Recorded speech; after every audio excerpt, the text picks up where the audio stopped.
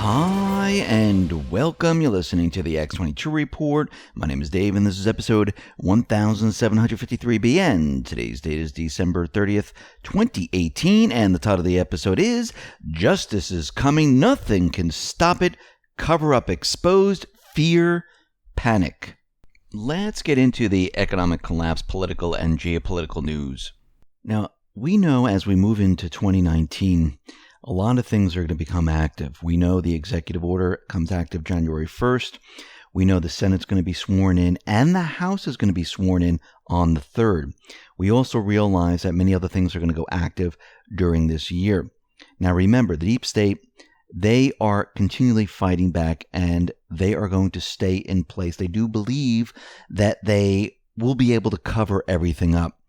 And remember, the mainstream media, they're going to be very one-sided because we need to think about what is happening. When you hear these things, you shouldn't let your emotions take over. Remember, Nancy Pelosi and the rest, and Schiff and the rest, they're going to be in the House, and they're going to start many different investigations into Trump.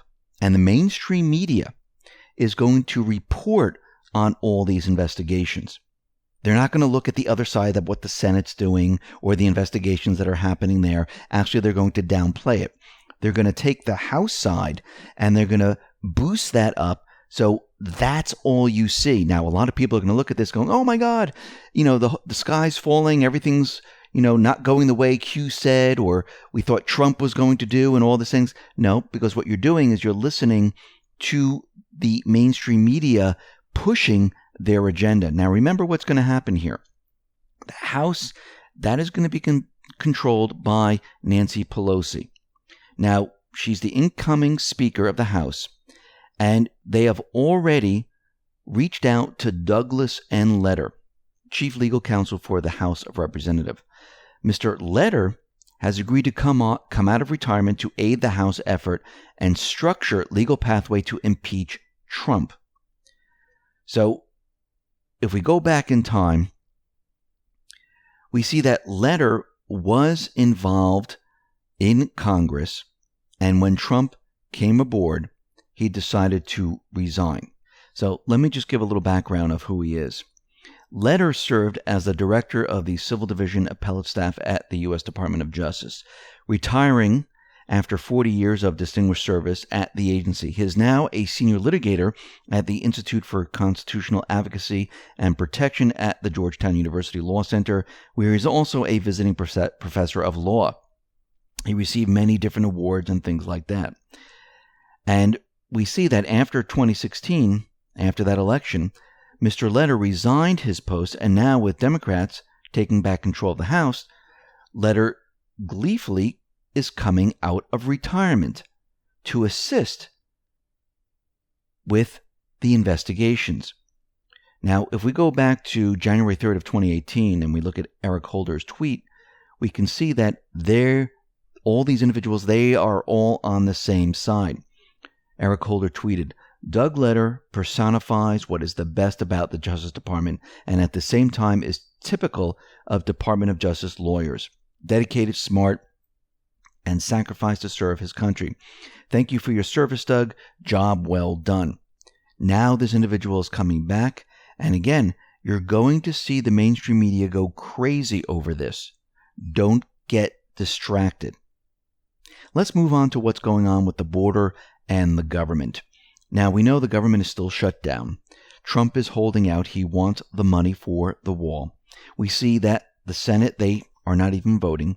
Trump is inviting them to discuss the issue. But something very interesting. The FBI came out with their records as of November 30th, 2018, on who went ahead and tried to purchase a weapon, a gun. So if we look at the National Instant Criminal Background Check System, it listed 7.8 million illegal, unlawful aliens as of 2018. That number has been increasing in recent years. Of those, some 3,300 were denied in fiscal year 2017. Illegal immigrants rank at the top of those on the FBI's prohibited category. So just think about that for a second. Now, Lindsey Graham was out there, and he has written an open letter to Nancy Pelosi. Senator Graham posted the message to Pelosi on Twitter saying, and he kept it, short and sweet. He said the following: to Nancy Pelosi and the House Democrats, no wall money, no deal. That's it. And he went on to say, if I was president, I would dig in and not give in on additional wall funding. I would want the whole $5 billion because the caravan is a game changer, he said. $1.6 billion is available to the president. He wants $5 billion. And after the caravan, if you don't see the need for additional border wall security, you're just not paying attention much. And he's right. And we could see at this point, Q has been telling us that this is going to become a national security issue. Now, Trump continued his attack on those who do not want the border wall and security and blames the Dems for the death of the children. He tweeted out the following: any deaths of the children or others at the border are strictly the fault of Democrats and their pathetic immigration policies that allow people to make the long trek thinking they can enter our country illegally. They can't. If we had a wall, they wouldn't even try. The 2 children in question were very sick before they were given over to Border Patrol. The father of the young girl said it was not their fault. He hadn't given her water in days. Border Patrol needs the wall, and it will end all of this. They are working so hard and getting so little credit. So the question is, are they to blame? Well, we know that the father of one of the children said that DHS and Border Patrol, they did everything they possibly could do to save the child's life. We know that these people, they walk many, many thousands of miles to get up to the United States, and there are a lot of dangers on the way. They don't have food, they don't have water, and it's very, very difficult.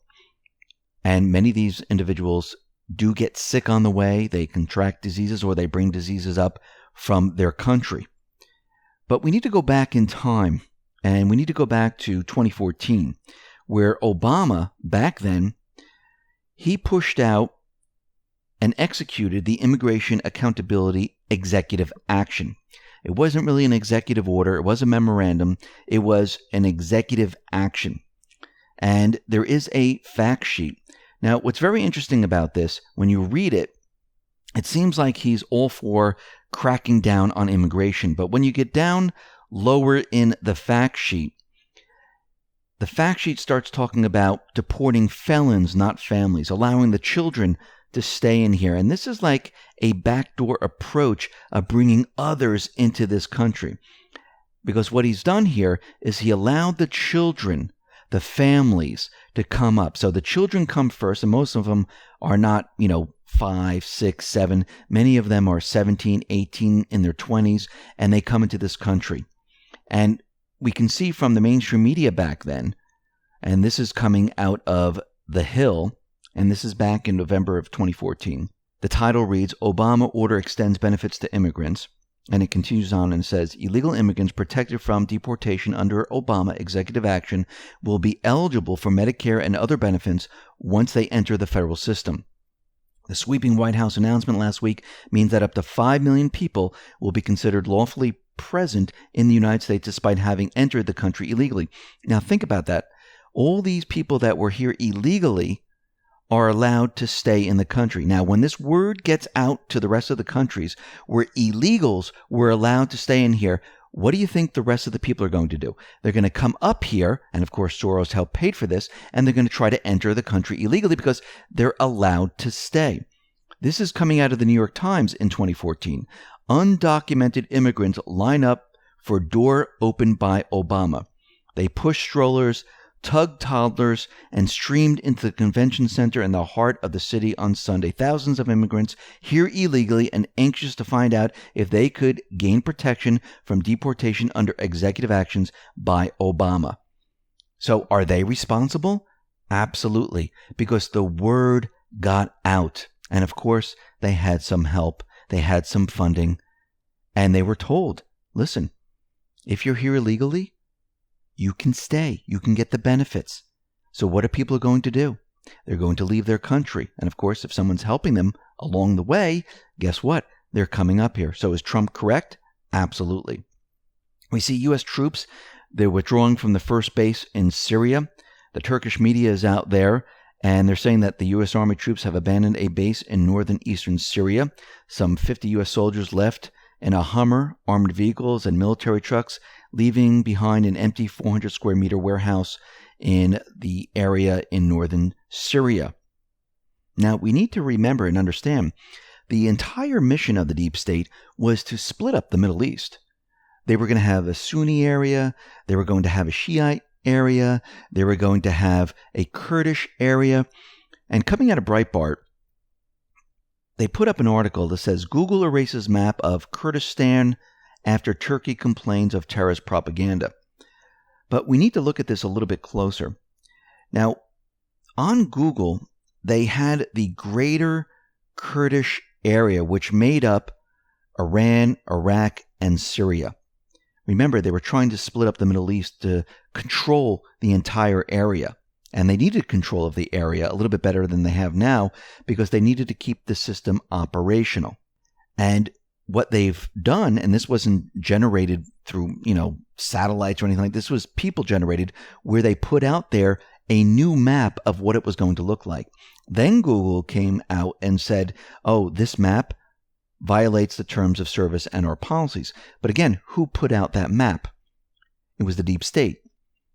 During this entire period of time, they didn't have a problem with it. Now everything is changing, and now they're trying to clean up and get rid of all this information. So we can see Trump right now removing the troops from Syria, removing the troops from other areas, and we're going to see a lot of this happen. It's going to accelerate as time goes on. We're going to see a lot of things change because he's taking control over the Middle East. The deep state is losing control, which means they're losing control of the petrodollar, which means they're losing control of their economic system, and everything is about to change. Now, we understand that Trump is going to eventually declassify everything. Everything is going to go active, and the truth is going to come out there.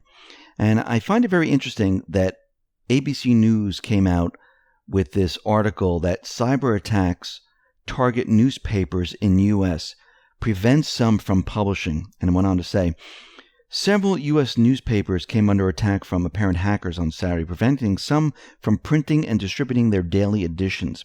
The Los Angeles Times, San Diego Union Tribune, Chicago Tribune, and Baltimore Sun were among the major newspapers that had printing issues on Saturday. The cyber attacks appeared to target newspapers owned by the Tribune Publishing Company. Now, are they building this up so when the news comes out, the mainstream media will not be able to report on anything and have their systems go down for quite a while, and then also make the internet go black, where they've also been cyber attacks, so when the news comes out, nobody can report on anything? This is very interesting because we know that justice is coming very soon. And Merriam Webster's, they have a word of the year. And the word of the year is justice. And they put it out there, and they have many other words, but their main one is justice right now. And if you go back to post 2437, this was November 6th. There's a picture of the president and everyone else as "We Are Q." And under it, it says justice is coming. Post 2478, it says justice under the law. I mean, it says other things. I'm just reading the justice part. Post 2514, it says justice, and Q continually mentions justice over and over and over again. And the word of the year is justice. Is this a coincidence? Most likely not. Now, many people are very concerned with Flynn. Many thought because Q said Flynn was going to be safe, he was going to get off with ease. But we need to go back in time and understand why they're so nervous and afraid of Flynn. And we know that Q has mentioned Flynn many, many times. And we know that Q says we protect our own. Flynn will be safe. So Conservative Treehouse, they did a great job explaining why Flynn is so important. And I'm going to read part of this. If you like to read the entire article, you can go to the Conservative Treehouse and you can read the entire thing. But let me just read portions of it here. Why did Obama and Hillary Clinton view Lieutenant General Michael Flynn as a risk worthy of primary confrontation removal after Hillary Clinton lost the 2016 presidential election? It is connected directly to three core components of the Libya crisis: the White House, State Department, Hillary Clinton. Lieutenant General Flynn was appointed to the head of the Defense Intelligence Agency on July 24, 2012, approximately 2 months before the attack on the state CIA compound in Benghazi, Libya. The Benghazi compound itself was as controversial as it was part of a joint State Department and CIA mission to try to stop the spread of weapons to radical Islamic elements in the region. After the fall of Gaddafi, the Libyan weapons depot, as well as U.S. weapons shipped into Libya to assist the rebels in Gaddafi's ouster, were the immediate problem. Weapons in 2012 were being redirected to Syria to help who? Al-Qaeda and the rest in there. An operation to secure those weapons was ongoing in Benghazi, eastern Libya. On September 11th and 12th, 2012, a pre-planned protest in Cairo, Egypt, coincided with the pre-planned attack on the U.S. State Department CIA compound in Benghazi, Libya. There are numerous factions of extremist Islam involved. However, for the sake of brevity, all groups were supported by a political arm of the extremists, the Muslim Brotherhood. It is critical to understand the accurate origin of Cairo protests because the U.S. State Department falsely claimed another motive about a YouTube video insulting Islam. Hours later, that fraudulent motive was then used to explain the Benghazi attack. The fraudulent origin of the motive was exposed by documents from within the Defense Intelligence Agency. The head of the DIA was Lieutenant General Michael Flynn. From 2012 DIA documents retrieved by Judicial Watch, the factual background of the attack of the Benghazi compound was exposed. A Defense Department document from the Defense Intelligence Agency, dated September 12, 2012, the day after the Benghazi attack, details that the attack on the compound had been carefully planned by the Bokar terrorists, and we went over this before, to kill as many Americans as possible. The document was sent to then Secretary of State Hillary Clinton, then Defense Secretary Leon Panetta, the Joint Chiefs of Staff, and the Obama White House National Security Council. The heavily redacted Defense Department information report says that the attack on the Benghazi facility was planned and executed by the brigades of the captive Omar Abdul Rahman, which is BCOAR. Now, DIA Director Michael Flynn, he was on the job 2 months when the attack took place. Flynn sent this intelligence information to the State Department, White House, intelligence agencies, ODNI, and Defense Department on September 12, 2012. Director Flynn knew the motives, the players, and also knew there was advance warning the attack was coming. However, behind the attack motive was the much bigger State Department and CIA problem with the U.S. Libyan weapons and the flow to Syria. The U.S. sending weapons into the hands of al-Qaeda was always the larger risk to Obama administration. This problem started with Clinton and Panetta, and Clinton was in the State Department, Panetta was in the CIA at the time. But now these weapons going to Syria was an even bigger problem. Flynn was not in place at the time between 2020 and 2011 when they were doing this, and this operation was Operation Zero Footprint. But Michael Flynn came into the DIA director position, and he knew all this information. So in 2016, Michael Flynn's knowledge of the factual backstory to Libya and how the Obama-Clinton team misled everyone was the risk that Flynn represented. Now, Obama and Clinton likely thought all the Benghazi issues would be laid bare. And remember, after the attack, Robert Mueller was also an active participant. It took weeks for them to reach Benghazi, and Robert Mueller was there. Trump and advisor Flynn, former DIA knowing everything, must have seemed like the absolute worst case scenario for Obama, Clinton, and every single other player that was involved in this. Think about it for a second. Their worst nightmare came true. Trump wins the election, and Flynn becomes National Security Advisor. The panic, the fear must have been off the charts. Think about the scale of it. I mean, why wouldn't they wiretap Trump? Think about the stakes. Why wouldn't the entire apparatus of every institutional office aligned with the common interest of the White House, Obama and Clinton, not do everything in their power to eliminate the threat? The better question is, what wouldn't they be willing to do? Robert Mueller being FBI director during the Benghazi cover-up, and ultimately the leverage over him is due to his obedience therein. Certainly, this explains his selection by the crew. Mueller was uniquely well-motivated and simultaneously gives Mueller a motive to paint Flynn into any scenario that would shut him down. So let's go back to post 2165. This is September 12, 2018. Sessions and Flynn targeted for immediate removal recusal. This is why Q said this. This is why these people targeted these individuals. Post 2548, Q put up, and this is December 4, 2018, who knows where the bodies are buried? Flynn is safe. We protect our patriots. And under this, Q says, NBC News, there appears, although the redacted documents do not make it completely clear, that there is a separate criminal investigation going on outside of Special Counsel Robert Mueller's purview, for which Flynn has been providing significant assistance. Think about this for a second. What is Flynn doing? He's helping with the investigation. Then, why is Mueller there? Post 2397. Mueller designed to take in evidence needed to expose the deep state. Mueller designed to limit POTUS' ability to maneuver. Mueller designed to safeguard Deep Party base false narrative. Mueller designed to provide fake news with ammunition to sway public opinion, obstruct foreign and domestic agenda, fuel impeachment, removal. Mueller designed to demonstrate to foreign players that the old guard still pulls the strings. Mueller designed as public outcry excuse should criminal charges be brought against them. This is why they had Mueller there, to protect them. Now remember, Q has been telling us that the key is the Senate, not the House.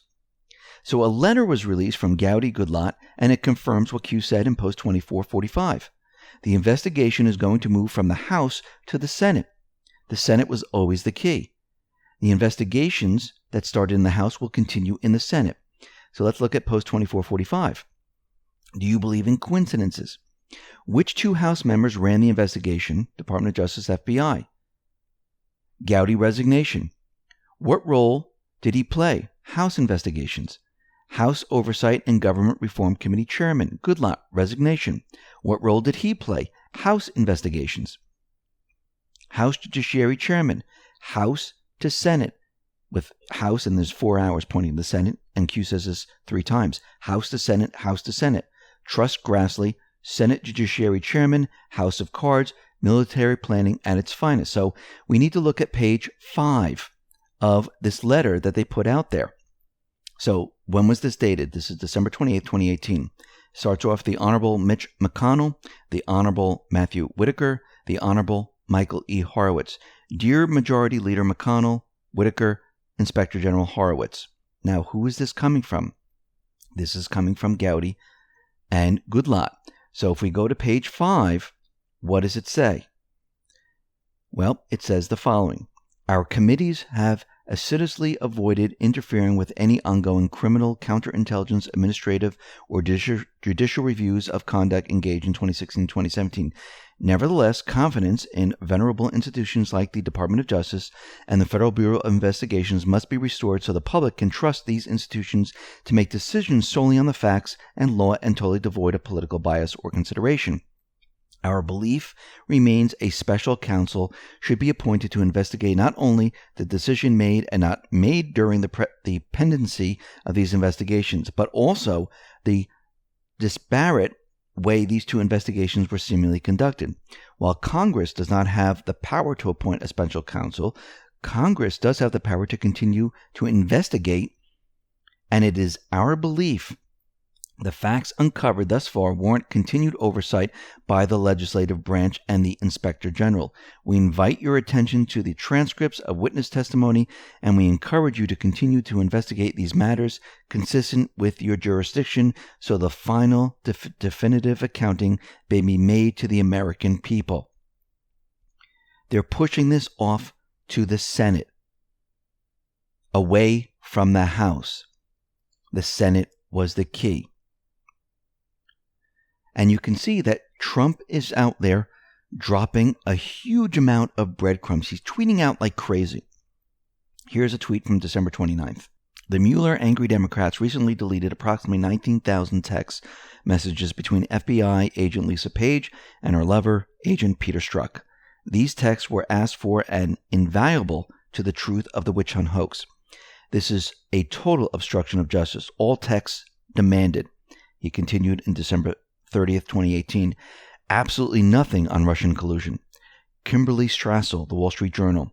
The Russian collusion fabrication is the greatest hoax in the history of American politics. The only Russian collusion was with Hillary and Democrats. December 30th, and he continues. It turns out to be true now that the Department of Justice and the FBI under President Obama rigged the investigation for Hillary and really turned the screws on Trump, and now it looks like in a corrupt and illegal way. The facts are out now. Whole hoax exposed. They're laying the groundwork here, getting the public used to what is coming. What is coming? Well, Merriam Webster has the word. Justice is coming. And it's going to hit hard and swift, and we're going to see it happen. Everything is being put into place. A lot of things are already in place. Other things are going active, and we're going to see justice come very, very soon. Listen, everyone, thanks a lot for listening. Be well, be safe, and especially be prepared. Thanks a lot.